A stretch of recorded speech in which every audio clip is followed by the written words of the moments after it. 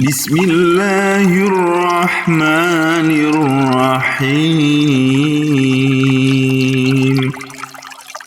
الرحمن علم القرآن، خلق الإنسان علمه البيان.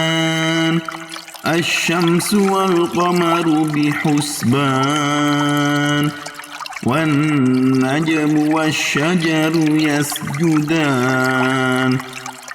والسماء رفعها ووضع الميزان، ألا تطغوا في الميزان. وأقيموا الوزن بالقسط ولا تخسروا الميزان. والأرض وضعها للأنام، فيها فاكهة والنخل ذات الأكمام. والحب ذو العصف والريحان. فبأي آلاء ربكما تكذبان؟ خلق الإنسان من صلصال كالفخار، وخلق الجان من مارج من نار. فبأي آلاء ربكما تكذبان؟ رب المشرقين ورب المغربين، فبأي آلاء ربكما تكذبان؟ مرج البحرين يلتقيان، بينهما برزخ لا يبغيان. فبأي آلاء ربكما تكذبان؟ يخرج منهما اللؤلؤ والمرجان. فبأي آلاء ربكما تكذبان؟ وله الجوار المنشآت في البحر كالأعلام. فبأي آلاء ربكما تكذبان؟ كل من عليها فان، ويبقى وجه ربك ذو الجلال والإكرام. فبأي آلاء ربكما تكذبان؟ يسأله من في السماوات والأرض كل يوم هو في شأن. فبأي آلاء ربكما تكذبان؟ سنفرغ لكم أيها الثقلان. فبأي آلاء ربكما تكذبان؟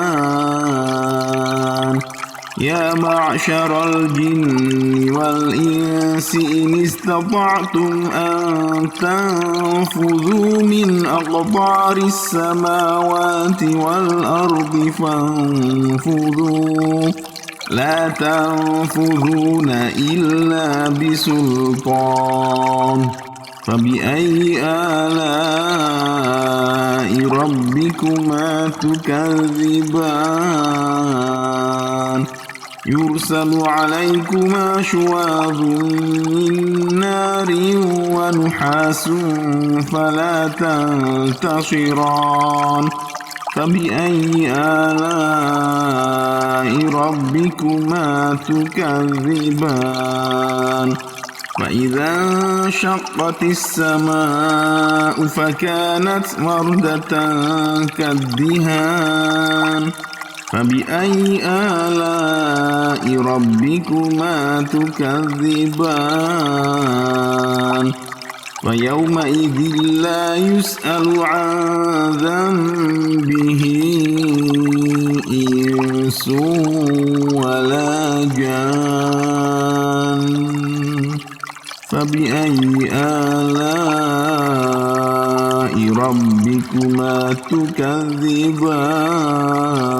تكذبان؟ يعرف المجرمون بسيماهم فيؤخذ بالنواصي والأقدام فبأي آلاء ربكما تكذبان هذه جهنم التي يكذب بها المجرمون يطوفون بينها وبين حميم آن فبأي آلاء ربكما تكذبان ولمن خاف مقام ربه جنتان فبأي آلاء ربكما تكذبان ذواتا أفنان فبأي آلاء ربكما تكذبان فيهما عينان تجريان فبأي آلاء ربكما تكذبان فيهما من كل فاكهة زوجان فبأي آلاء ربكما تكذبان متكئين على فرش بطائنها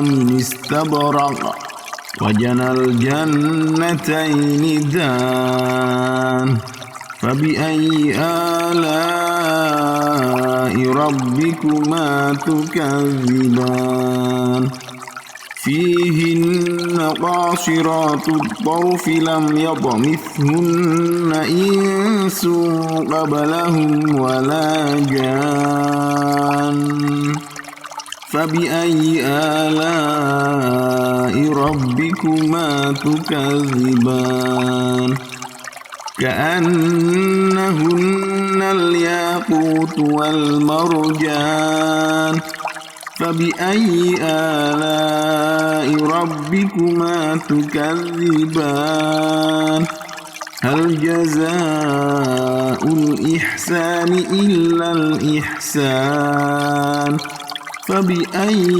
آلاء ربكما تكذبان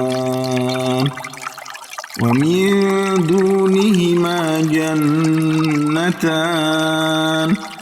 فبأي آلاء ربكما تكذبان مدهامتان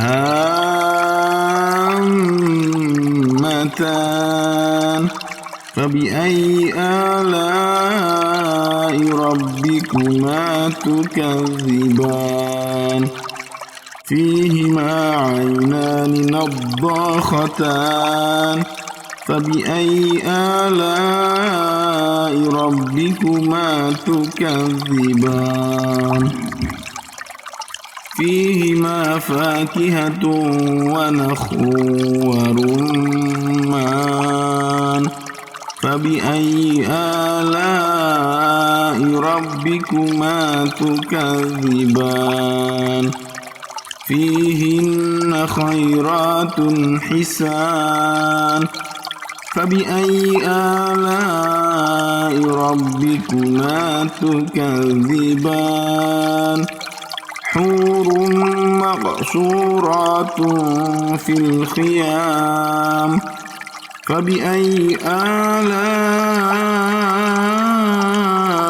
ربكما تكذبان